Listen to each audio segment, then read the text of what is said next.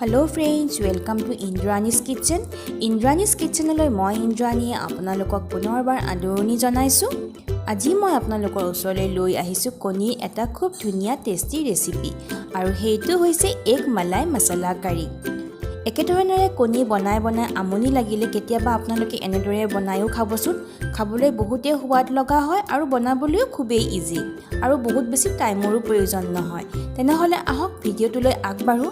তাৰ আগতে যিসকলে মোৰ চেনেলটো সাবস্ক্ৰাইব কৰা নাই তেওঁলোকে যেন সাবস্ক্ৰাইব কৰে আৰু কাষৰ বেল আইকনটো ক্লিক কৰে যাতে আগলৈ মোৰ ভিডিঅ'বোৰ আপোনালোকে পাই থাকে। এই ৰেচিপিটোৰ কাৰণে কি লাগে এবাৰ চাই লওঁ আহক।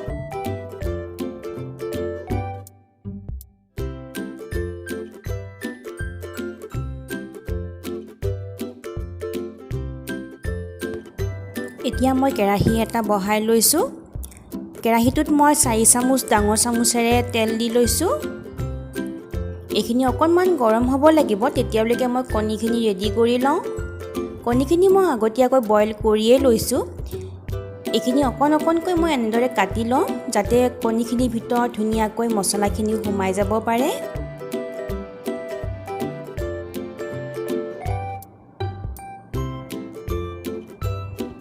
তেলখিনি গৰম হৈয়ে গৈছে, মই কণীখিনি দি দিছো। কণীখিনি মই 1 মিনিটৰ কাৰণে এনেদৰে ভাজি লওঁ। কণীখিনি কালাৰ চেঞ্জ হ'ব নালাগে, জাষ্ট অকণমান ভাজি ল'লেই হয়। এইখিনি মই 1 মিনিটৰ কাৰণে ভাজি ল'লোঁ। এতিয়া কণী ভজা তেলখিনিতে মই 2টা ডাঙৰ সাইজৰ পিয়াজ আৰু কেঁচা জলকীয়া 2টা দিছোঁ। জলকীয়া আপোনালোকে নিজৰ সোৱাদ অনুসৰি দিব। যদি বেছিকৈ জ্বলা খাই ভাল পায় তেনেহলে আৰু কেইটামান জলকীয়া দি ল'ব পাৰে।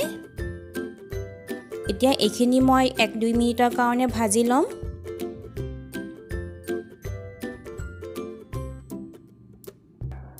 এইখিনি মই 2 মিনিটৰ কাৰণে এনেদৰে ভাজি লৈছোঁ।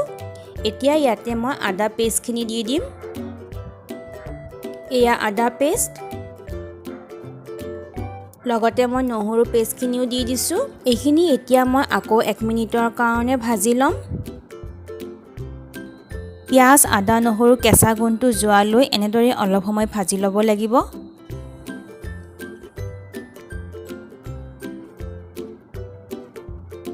এইখিনি মই 1 মিনিটৰ কাৰণে ভাজি ল'লোঁ। এতিয়া ইয়াতে মই সৰু চামুচেৰে আধা চামুচ জিৰা গুড়ি দিছোঁ, লগতে সৰু চামুচেৰে আধা চামুচ ধনিয়া গুড়ি। এইখিনিও মই অকণমান লৰাই লৈছোঁ। এতিয়া ইয়াতে মই চাহ খোৱা কাপৰ হাফ কাপ দৈ দি দিছোঁ। মই 4টা কণীৰ জোখত দিছোঁ। আপোনালোকে যদি বেছিকৈ বনায় তেনেহলে ইয়াৰ পৰিমাণটো বেছি হ'ব।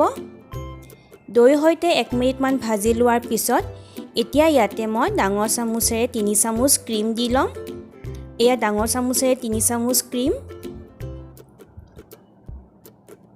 এইখিনিও মই ভালদৰে মিলাই লৈছোঁ।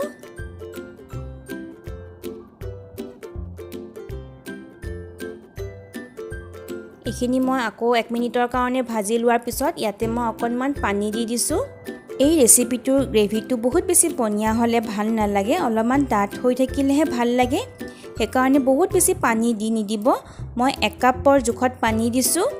এইখিনি এতিয়া মই 2 মিনিটৰ কাৰণে মই এতিয়া এইখিনি মিডিয়াম ফ্লেমত উতলিবলৈ দিম। তাৰ কাৰণে মই ঢাকনিখন লগাই দিছোঁ। 2 মিনিট এইখিনি উতলিব দিয়াৰ পিছত ইয়াতে মই সোৱাদ অনুসৰি অকণমান নিমখ দি দিছোঁ, লগতে অকণমান চেনি দিছোঁ আৰু ইয়াতে মই 1 চামুচ বাটাৰ দি দিছোঁ। এইখিনি মই অকণমান লৰাই লৈছোঁ। এই ৰেচিপিটোত হালধি গুড়ি ইউজ কৰা নহয় বাবে ইয়াৰ গ্ৰেভিখিনি লাইট ক্ৰীম কালাৰৰ নিচিনা হয়। এতিয়া ইয়াতে মই বইল কৰি থোৱা কণীকেইটা দি দিছোঁ। কণীখিনিৰ সৈতে মছলাখিনি অকণমান লৰাই ল'ব লাগিব যাতে কণীখিনিৰ ভিতৰত ধুনীয়াকৈ মছলাখিনি সোমাই যাব পাৰে। এতিয়া ইয়াতে মই অকণমান ধনিয়া পাত দি দিছোঁ। খুব ধুনীয়া গোন্ধ এটা ওলাইছে আৰু দেখিবলৈও বহুত ধুনীয়া হৈছে। এগ মলাই মছলা কাৰী অলমোষ্ট ৰেডি হৈয়ে গৈছে। এতিয়া ইয়াতে মই শেষত অকণমান গৰম মছলা গুড়ি দি দিছোঁ। এইখিনিও মই ভালদৰে মিলাই লৈছোঁ আপোনালোকে দেখিছেই এগ মালাই মছলা কাৰী বনাবলৈ কিমানেই সহজ আৰু খাবলৈ কিন্তু বহুতেই সোৱাদ লগা হয়। এইখিনি ৰেডি হৈয়ে গৈছে। মই জুইটো অফ কৰি দিছোঁ। এতিয়া এইখিনি মই এটা বাটিত উলিয়াই লৈছোঁ। এয়া এগ মালাই মছলা কাৰী ৰেচিপিটো ৰেডি হৈ গ'ল। আপোনালোকে দেখিছেই বনাবলৈ কিমানেই ইজি আৰু চিম্পুল হয়।